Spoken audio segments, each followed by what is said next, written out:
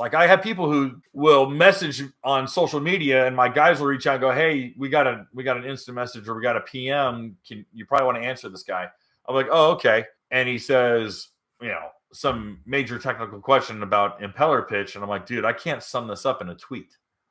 And I know he wants a simple answer. A lot of people want simple answers. They want to be told, and it's hard because my instinct is I want to understand. I want to know. I I personally want to know why things work or how things work. So when someone comes to me and goes, "Just tell me," I kind of go, "No."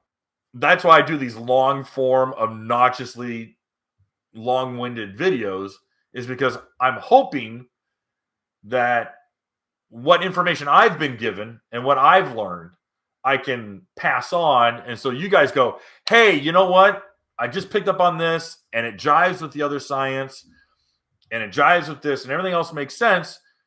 And so now you've carried knowledge beyond me. Okay. I'm just a conduit.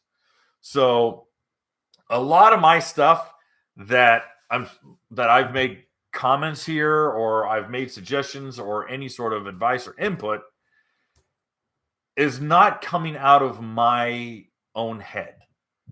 It's coming from people far smarter than me who I talk to.